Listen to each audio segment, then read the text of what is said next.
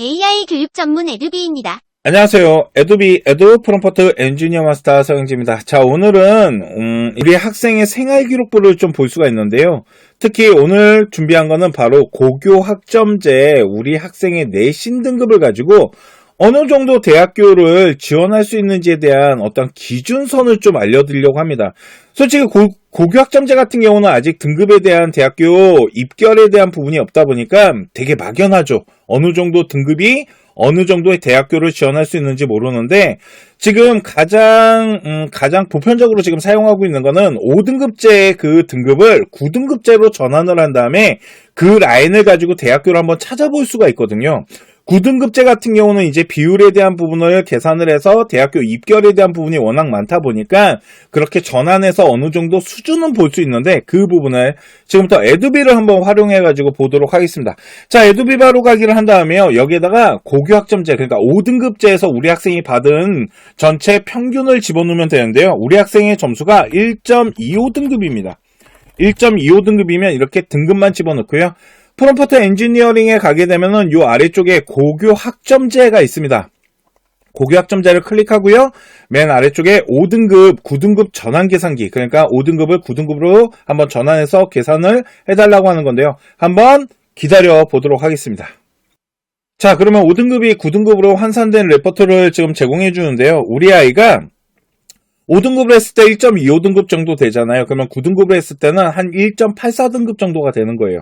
자, 한번 보도록 하겠습니다. 보시면은 우리 학생 5등급에서는 1.25등급이었지만 9등급을 했을 때는 1.84등급 정도가 되고, 이 기준으로 9등급제를 대학교로 환산을 해보면은 교과, 일명 수시 교과 전형 기준으로 봤을 때 한국 외대나 시립대학교, 건국대학교 정도를 지원할 수 있는 교과 등급 라인이 구성된다. 아, 우리 아이가 5등급으로 1.25등급 정도면 이 정도 대학 라인을 구성할 수 있구나라는 부분들에 대한 정보를 주고 있죠. 자, 그러면 좀 등급대로 좀 더 낮춰볼게요. 그런 얘기 들어보셨습니까? 3등급이면 대학 가기 생각보다 쉽지 않다고? 한번 3.2등급을 가지고 한번 계산을 좀 해보도록 할게요. 다시 프롬프트 엔지니어링의 5등급에서 9등급 전환 계산기를 누르고 한번 기다려 보도록 하겠습니다. 자, 결과값을 좀 볼게요. 우리 학생이 5등급으로 했을 때 3.2등급인데 이 5등급을 9등급으로 하잖아요. 그러면 우리 아이 등급대가 5.32등급인 겁니다. 학생부 종합전형으로 했을 때는 좀 지역에 있는 대학교를 좀 찾아볼 수 있는 등급대는 맞아요. 근데 이거를 교과 기준으로 해가지고 대학을 찾아보면 지금 아래쪽에 나와 있는 거 5.32등급으로 봤을 때 지금 보면 뭐 한국국립, 그러니까 한경대학교나 모건대학교, 협성대학교도 4등급대잖아요. 그러니까 현재 교과 기준으로 봐서 대학교에 대한 위치를 봤을 때는 5등급이면은 지금 여기 나와 있는 대학교도 지원하기가 쉽지 않다.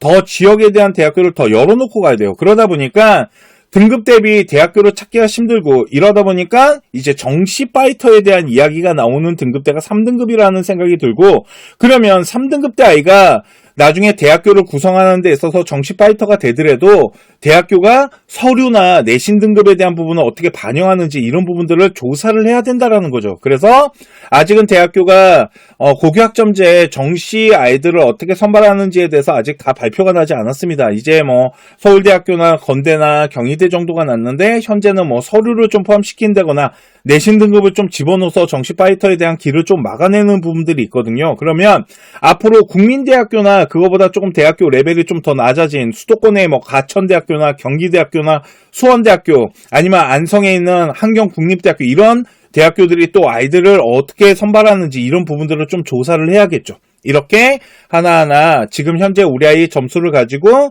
대학교에 대한 기준선을 한번 에듀비를 통해서 한번 찾아보시면 좋지 않을까라고 생각합니다. 자, 오늘 제가 준비한 에듀비를 통해서 고교 학점제 우리 학생의 등급을 가지고 대학교에 대한 기준선을 9등급을 가지고 한번 찾아보는 걸 해드렸고요.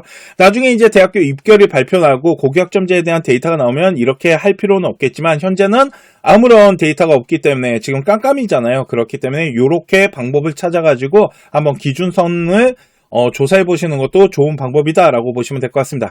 자, 오늘 영상 여기까지 하도록 하고요. 다음 시간에 또 프롬프트 엔지니어링 잘 활용하는 방법에 대해서 설명해 드리도록 하겠습니다. 지금까지 에도 프롬프트 엔지니어 마스터 서영진이었습니다. 감사합니다.